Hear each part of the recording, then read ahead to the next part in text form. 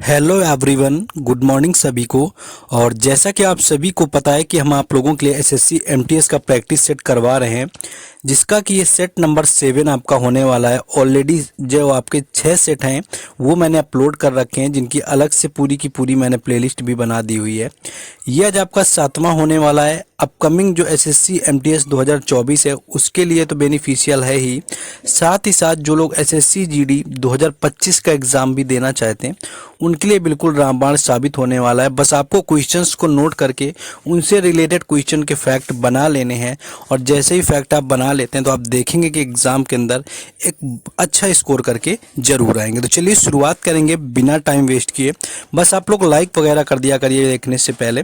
तो पहला क्वेश्चन यहाँ पर है कि देवेंद्र झांझड़िया का संबंध किस खेल से है। देखिए, देवेंद्र झांझड़िया की बात करें तो पहली चीज़ तो बता दें कि ये एक पैरा एथलीट है और इनका खेल आपसे पूछा गया है। यानी कि आपको पता होगा कि जिस तरह से आपके ओलंपिक होते हैं उसी तरह से आपके पैरा ओलंपिक होते हैं, जो कि लोग हैंडीकैप्ड होते हैं वो लोग खेलते हैं।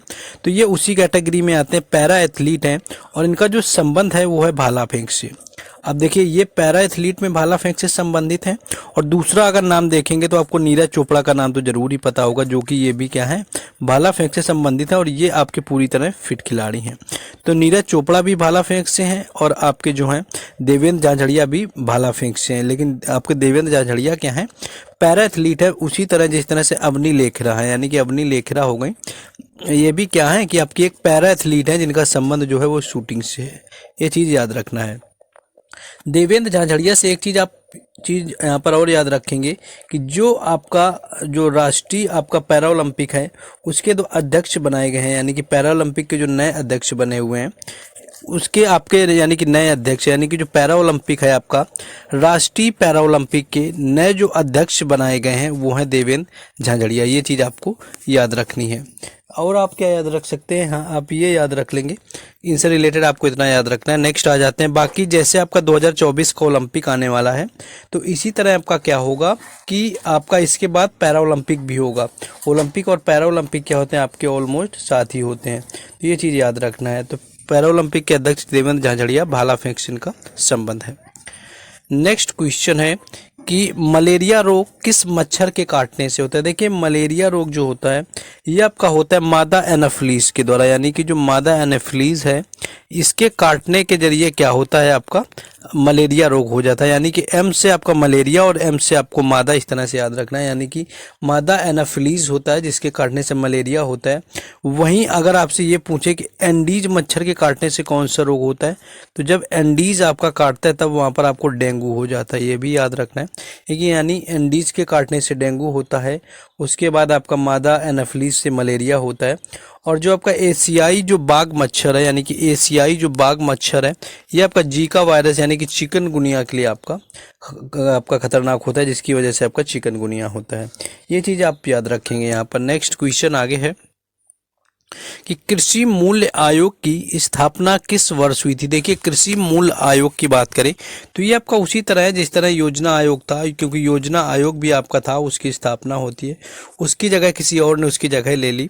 तो अगर कृषि मूल्य आयोग की बात करें, यहाँ पर मान लीजिए कृषि जो मूल्य आयोग था इसकी जो स्थापना करी गई थी वो हुई थी 1965 में, यानी कि 1965 में इसकी स्थापना करी गई थी कृषि मूल्य आयोग की। और इसी के यानी कि ऑलमोस्ट 20 साल के बाद आपका 1985 में इसका नाम बदल दिया जाता है। यानी कि 1985 में क्या किया गया, इसका नाम बदल दिया गया। और इसका जो नया नाम बदला हुआ है वह है कृषि लागत एवं कीमत आयोग। यानी कि जो कृषि आपका लागत एवं कीमत आयोग, कृषि लागत एवं आपका लागत एवं कीमत आयोग हो गया। यानी कि 20 साल बाद इसका भी नाम बदल दिया गया। पहले आपका था 1965 में कृषि मूल्य आयोग, 1985 में आपका कृषि लागत एवं कीमत आपका आयोग यहाँ पर नाम हो गया। और इसका काम क्या होता है, तो आपका एमएसपी निर्धारित करना है। एमएसपी क्या होता है कि किसी भी आपका जो फसल होता है उसका एक निश्चित आपका मूल्य जो होता है वो निर्धारित किया जाता है कि किस मूल्य पर इसको बेचा जाएगा।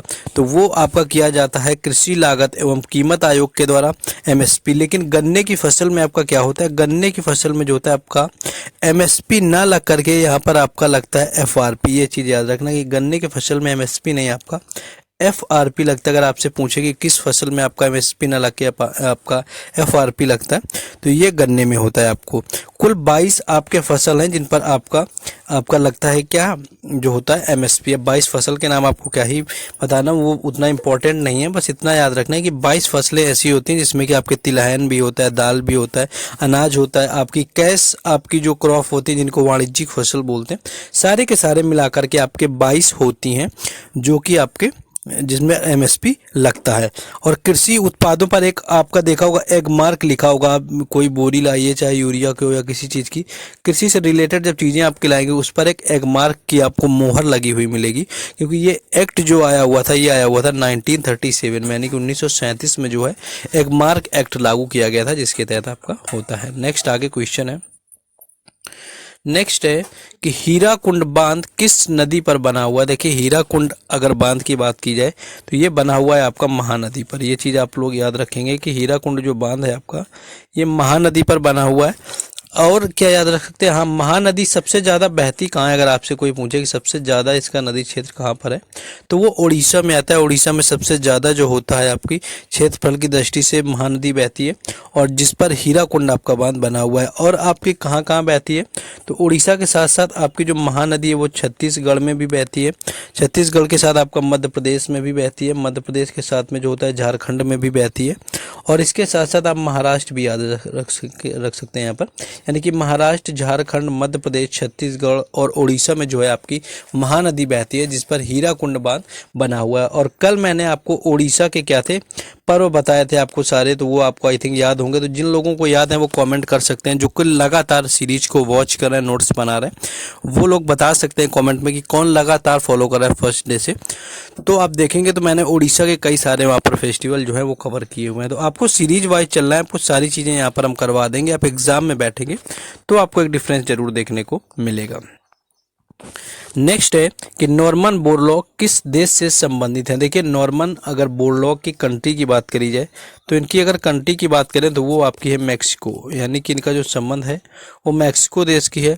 और इनको बोलते हैं हरित क्रांति का जनक, यानी कि फादर ऑफ ग्रीन रेवोल्यूशन, यानी कि हरित क्रांति के जो जनक हैं वो आपके हैं ये नॉर्मन बोरलॉग, जो कि विश्व स्तर पर आपको याद रखना है कि वर्ल्ड के जो ग्रीन रेवोल्यूशन के फादर हैं वो हैं आपके नॉर्मन बोरलॉग।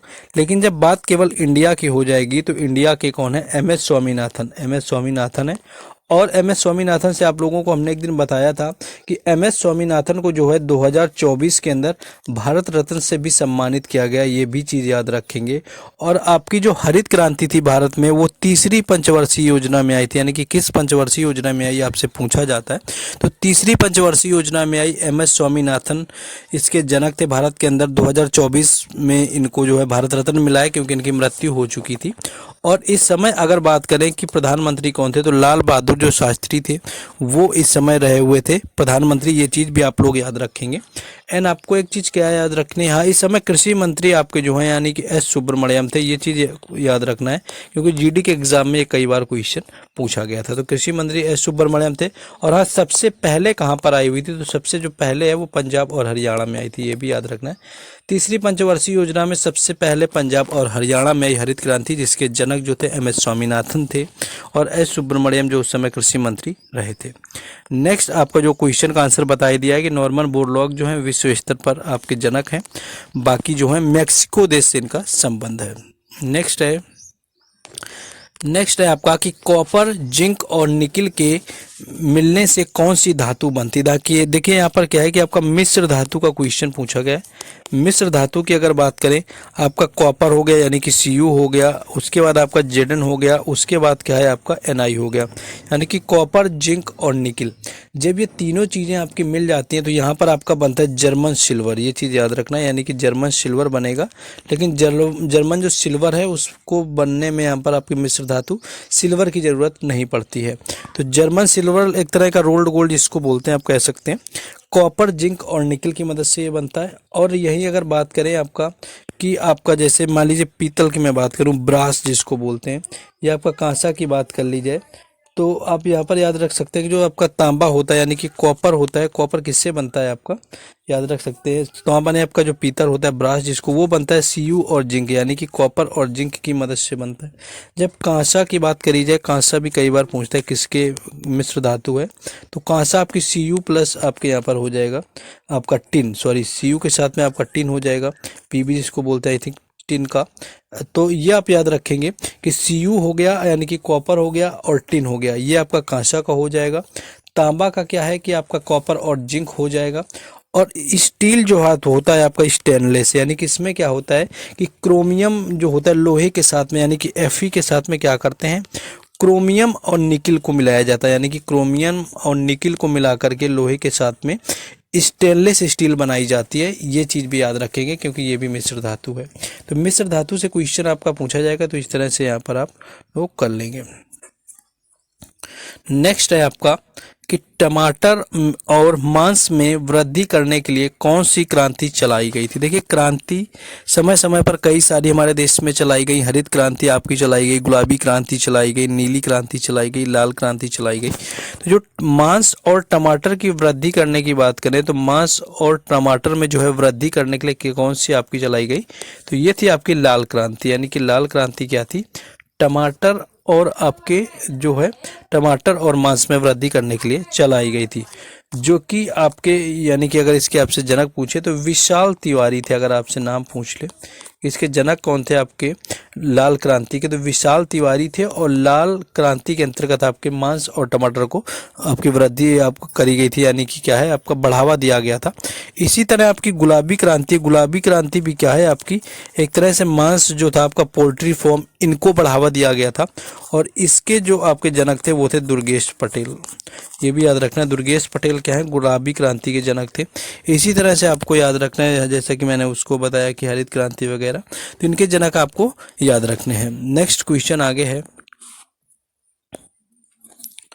नेक्स्ट है आपका कि कुमुदनी लखिया किस शास्त्रीय नृत्य से संबंधित है। देखिए कुमुदनी अगर लखिया की बात करी जाए तो इनका जो संबंध है वो है कथक आपका शास्त्रीय नृत्य है, जो कि उत्तर भारत का एकमात्र आपका शास्त्रीय नृत्य है। उत्तर भारत में जो है आपका एक ही शास्त्रीय नृत्य है जो कि कथक है। वहीं दक्षिण भारत की बात करें तो दक्षिण भारत के 4 शास्त्रीय नृत्य होते हैं, इसमें कि आपका मोहिनी अट्टम, कथकली, कुचिपुड़ी और भरतनाट्यम। तो कुमुदनी लखिया आपके इससे संबंधित है कथक से। इसके साथ साथ एक और नाम याद रखेंगे आप, रोशन कुमारी, यानी कि ये जो नाम है ये आपके पूछे जाते हैं तो लगता भी है कि यहाँ कुछ पूछा गया। बाकी बिरजू महाराज तो आप सबके टंग पर रखा हुआ था। रोशन कुमारी का भी संबंध कथक से। और सितारा देवी भी कई बार पूछते हैं, ये चीज़ याद रखना है। सितारा जो देवी हो गई, इनका भी जो संबंध है वो किससे है आपका कथक से, तो ये चीज़ भी आप लोग याद रखेंगे। नेक्स्ट आप लोग आगे देखेंगे, नेक्स्ट क्वेश्चन में आ जाते हैं कि संदीप जो दास हैं इनका संबंध किस आपका जो है किस वाद्य यंत्र से, आपसे का यहाँ पर वाद्य यंत्र पूछ लिया गया है, यानी कि म्यूजिकल इंस्ट्रूमेंट यहाँ पर पूछा गया है कि कौन सा होगा जिससे कि संबंध है संदीप दास का। तो संदीप दास की बात करें तो जो है तबला इनका राइट आंसर हो जाएगा, यानी कि जिससे कि संदीप दास का संबंध है। और तबला के साथ में संदीप दास के साथ में आप लोग याद रख सकते हैं जाकिर हुसैन और अल्लाह रखा खां, तो आप लोग बिल्कुल याद रख सकते हैं। जाकिर हुसैन हो गया और आपका हो गया अल्लाह रखा खां हो गया, ये चीज़ तो बिल्कुल याद रखेंगे। और जाकिर हुसैन का अगर आपसे कभी घराना पूछे कौन सा था, तो जाकिर हुसैन का जो घराना था वो था पंजाब घराना, ये चीज़ भी याद रखेंगे। तो जाकिर हुसैन हो गया आपका, अल्लाह रखा खां हो गया, संदीप दास हो गया। इसके साथ में आप साबिर खान याद रख सकते हैं, साबिर खान हो गया मान लो। साबिर खान के साथ में आपको किशन महाराज याद रखना है, यानी कि जो महाराज आपके लास्ट में आता है, यानी किशन महाराज भी इससे संबंधित हैं। अगर किसी के महाराज लास्ट में आए और वो वाद्य यंत्र की बात करे तो वो तबला से संबंधित होगा, और नृत्य की बात करें तो उसका संबंध जो है कथक से होगा, ये चीज़ याद रखना है। डांस और म्यूजिकल इंस्ट्रूमेंट में अगर आपका अलग अलग महाराज आता है तो आपको याद रखना है कि जो आपका म्यूजिकल इंस्ट्रूमेंट में होता है आपका तबला, और बाकी डांस का पूछे तो कथक होता है। नेक्स्ट है आपका कि नवरे किस राज्य का त्यौहार है। देखिए नवरे की बात करें तो नवरे आपका जो है वो जम्मू कश्मीर का, यानी कि JNK का आपका त्यौहार है नवरे। और यही नवरे की जगह आपका नवरोज पूछा जाता है तो मतलब आपका अलग हो जाता है। देखिए नवरे क्या होता है, JNK यानी कि जम्मू कश्मीर का नव वर्ष होता है, यानी कि नया साल जो है जम्मू कश्मीर का होता है। और नवरोज जो होता है ये पारसी लोगों का नया त्यौहार होता है। ये भी कई बार पूछा जाता है कि जो नवरोज है ये किसका आपका नववर्ष है, तो पारसी लोगों का जो नववर्ष होता है वो नवरोज होता है। और नवरे होता है ये जम्मू कश्मीर का नववर्ष होता है। और जैसे कि आपसे मैं बोलूं कि तमिलनाडु का आपका नववर्ष क्या है, तो पुथांडु आपने सुन रखा होगा नाम। पुथांडु जो होता है ये आपका तमिल का है। महाराष्ट्र में आपका गुड़ी पड़वा मनाते हैं, ये चीज़ भी याद रखना है, यानी कि गुड़ी पड़वा जो है ये मराठी नववर्ष होता है, महाराष्ट्र का होता है। वैसाखी आपका पंजाबी नववर्ष होता है, तो वैसाखी का भी याद रखेंगे, पंजाबी नववर्ष है। और आपका वैशाख बिहू अगर आपसे पूछे, यानी कि वैशाख बिहू अगर पूछे तो ये असम का नववर्ष होता है। और विशु आपसे पूछे, विशु की बात करें तो ये केरल का नववर्ष होता है।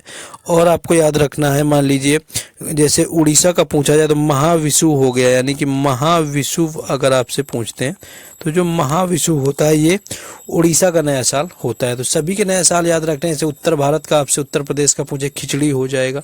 तो इस तरह से सबके अलग अलग आपके होते हैं नववर्ष आपके राज्यों के, तो ये याद रखेंगे। नेक्स्ट क्वेश्चन है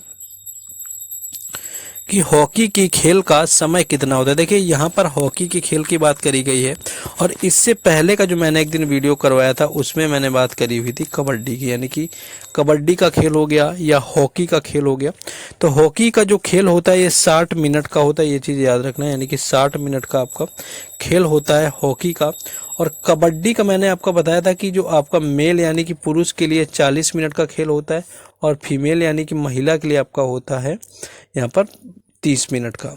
आपका हॉकी का खेल 60 मिनट हो गया। लेकिन अगर फुटबॉल की यही बात कर लें तो फुटबॉल का जो खेल होता है वो आपका होता है 90 मिनट का। ये चीज़ याद रखना है, फुटबॉल का अगर खेल आपसे पूछे तो 90 मिनट का होता है। और बास्केटबॉल की खेल की बात करें तो उसका भी आप 40 मिनट ही मान सकते हैं, क्योंकि 10-10 मिनट के क्या होते हैं आपके 4 क्वार्टर खेले जाते हैं बास्केटबॉल के अंदर, यानी कि 10-10 मिनट के आपके क्या करते हैं 4 क्वार्टर खेले जाते हैं। तो कहीं ना कहीं या 4 क्वार्टर आपको देगा या 40 मिनट दे दे, ये चीज़ याद रखना है। बाकी बास्केटबॉल की मैंने आपको हॉकी की आपको कबड्डी जब बताया था तो उसके खेल के मैदान की लंबाई और चौड़ाई वगैरह भी बताई थी। तो बास्केटबॉल का भी आप लोग याद रख सकते हैं कितना होता है आपका 28 इंटू आपका क्या होता है 15, यानी कि 28 आपकी लेंथ होती है और 15 आपकी क्या होती है विड्थ होती है। और बास्केटबॉल का जो आपका बास्केट बना होता है जिसमें गोल करने के लिए गेंद आपकी डाली जाती है, बास्केटबॉल जो होती डालते हैं वो आपका 3 मीटर होता है। ये चीज़ याद रखना है, वो 3 मीटर की ऊंचाई पर होता है। नेक्स्ट आगे देखेंगे क्वेश्चन को। नेक्स्ट है कि भारत का सबसे छोटा आर्द्रभूमि स्थल कौन सा है। देखिए आर्द्रभूमि स्थल सबसे अगर छोटा की बात करी जाए तो ये है आपका रेणुका। ये चीज़ याद रखना है, सबसे छोटा जो आर्द्रभूमि स्थल है वो है रेणुका, जो कि हिमाचल प्रदेश में आता है। ये चीज़ याद रखना है, रेणुका सबसे छोटा होता है आपका जो कि आता है। और सबसे यही बड़ा भी आपसे पूछे तो वो भी याद रख लेना है, यानी कि सुंदरवन का जो है आपका आर्द्रभूमि आपका स्थल जो कि वेस्ट बंगाल यानी कि पश्चिम बंगाल में आता है वो सबसे बड़ा है। रेणुका सबसे आपका छोटा है। और सबसे ज़्यादा जो रामसर स्थल अगर आपसे पूछे, यानी कि सबसे ज़्यादा जो रामसर स्थल है वो है तमिलनाडु में, जिनकी संख्या आपकी कुल 16 यहाँ पर है। और पहला अगर आपसे पूछे कि पहला आर्द्रभूमि स्थल यानी कि रामसर साइट कौन थी भारत के अंदर, तो वो थी चिल्का झील। और चिल्का झील वही है जहाँ पर आपका INS यानी कि इंडियन नेवल्स जो आपका होता है, इंडियन नेवी की जो होता है ट्रेनिंग सेंटर के लिए यहाँ पर लड़के जाते हैं चिल्का, जो कि आपके उड़ीसा में आता है। ये चीज़ याद रखना है आप लोग। आगे हम लोग बढ़ेंगे जाके। और वर्तमान की अगर कुल यहाँ पर बात करी जाए, ये क्या होता है कि आपका ईरान में एक समझौता हुआ था 2 फरवरी 1971 को, जिसको रामसर सम्मेलन भी कहते हैं, 2 फरवरी 1971 में, जिसके तहत क्या होता है कि नमी वाली जो जगह होती हैं उनको रामसर साइट जो है घोषित कर दिया जाता है। ये चीज़ आपको याद रखना है। तो इसमें भारत जो है 1982 में शामिल हुआ था। पहले भारत नहीं शामिल था, लेकिन बाद में आपका यहाँ पर शामिल हो गया था। और वर्तमान में कुल क्या है कि आपके यहाँ पर 80 जो हैं आपके जो है टोटल जो रामसर स्थल भारत के अंदर आपसे पूछे जाएंगे वो 80 हो जाएंगे। नेक्स्ट क्वेश्चन है कि धार्मिक स्वतंत्रता का अनुच्छेद कौन सा है। तो देखिए आपका अनुच्छेद जो 25 से लेकर के 28 तक होता है ये धार्मिक स्वतंत्रता का होता है, यानी कि 4 अनुच्छेद आपके धार्मिक स्वतंत्रता से हैं। अनुच्छेद 14 से लेकर के 18 होते हैं, ये समता यानी कि समानता का अधिकार होता है। 19 से आपके लेकर के जो 22 होता है ये आपका होता है क्या, आपके स्वतंत्रता के अधिकार, यानी कि 19 से 22 आपके स्वतंत्रता के अधिकार, 14 से आपके 18 समानता के अधिकार, 25 से 28 जो है आपका ये होता है धार्मिक स्वतंत्रता का अधिकार, अनुच्छेद 23 और 24 जो होता है ये आपका शोषण के विरुद्ध अधिकार होता है। तो इस तरह से आपको याद रखना है। बाकी ये आपके मौलिक अधिकार के अंतर्गत आते हैं के सारे जो कि संविधान के भाग 3 में अनुच्छेद 12 से 35 तक दिए गए हैं, ये चीज़ याद रखना है। और इनको लिया गया है अमेरिका के संविधान से। नेक्स्ट क्वेश्चन है कि बौद्ध धर्म में धम्म शब्द का अर्थ क्या है। देखिए बौद्ध में आपने सुना होगा कि उसने धम्म स्वीकार कर लिया या धम्म को स्वीकार लिया, तो इसका मतलब क्या होता है यहाँ पर अगर बात करें तो आपका धम्म का मतलब होता है शिक्षा, यानी कि शिक्षा इसका राइट आंसर हो जाएगा। धम्म का मतलब शिक्षा होता है। इसके साथ साथ दो और आप यहाँ पर शब्द सुन रहे होंगे, यानी कि धम्म के साथ साथ आप बुद्ध और संघ भी सुनते होंगे। एक आप बुद्ध सुनते हैं और दूसरा आप सुनते हैं संघ। तो बुद्ध का मतलब होता है आपका ज्ञानी पुरुष, ये चीज़ याद रखना है। बुद्ध का मतलब आपका ज्ञानी पुरुष होता है। और संघ का मतलब होता है संगठन। संघ का क्या होता है, संगठन होता है आपका। और शिक्षा आपका होता है धम्म का मतलब यहाँ पर।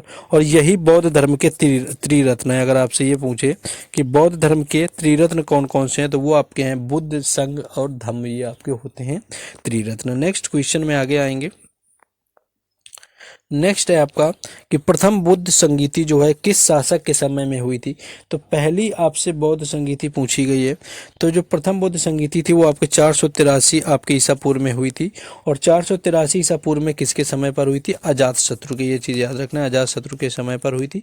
दूसरी आपकी 383 में हुई थी जो कि आपकी कालाशोक के समय हुई थी, इसको भी याद रखेंगे। यानी कि पहली आपके अजातशत्रु 483, दूसरी 383 कालाशोक, और तीसरी हुई थी 255 यानी कि 255 ईसा पूर्व में, जो कि अशोक के समय हुई थी। और आपकी अंतिम यानी कि चौथी जिसको बोलते हैं, चौथी आपकी जो संगीति है वो प्रथम शताब्दी में हुई थी, ये भी याद रखना है, प्रथम शताब्दी में हुई थी जाकर के, जो कि कनिष्क के समय हुई थी। और कनिष्क से आपको याद रखना है कि कनिष्क क्या है, कुषाण एक शासक थे जो कि प्रसिद्ध हैं, कुषाणों के प्रसिद्ध शासक थे। और कुषाणों की जो राजधानी थी वो किसको बनाया था, तो एक तो पेशावर को बनाया हुआ था और दूसरा बनाया हुआ था मथुरा को। ये चीज़ यहाँ पर याद रखेंगे। तो ये कुछ क्वेश्चन थे, लगातार आपको करवा रहे हैं। ये आपका 7वां सेट था, इसका भी एंड हो गया। 8वां सेट हम फिर लेकर के मिलेंगे। लगातार आपके सेट करवा के हम इनको प्लेलिस्ट में ऐड किए दे रहे हैं, तो आप लोग प्लेलिस्ट से भी देख सकते हैं। बाकी आप लोग अपने अकॉर्डिंग देख लीजिए, लाइक शेयर सब्सक्राइब जो भी हो। बाकी हाँ, टेलीग्राम चैनल और व्हाट्सएप ग्रुप से जुड़ सकते हैं, जिनके लिंक डिस्क्रिप्शन में आपको दिए गए हैं। बाकी आपसे मिलते हैं कल नेक्स्ट वीडियो में। जय हिंद।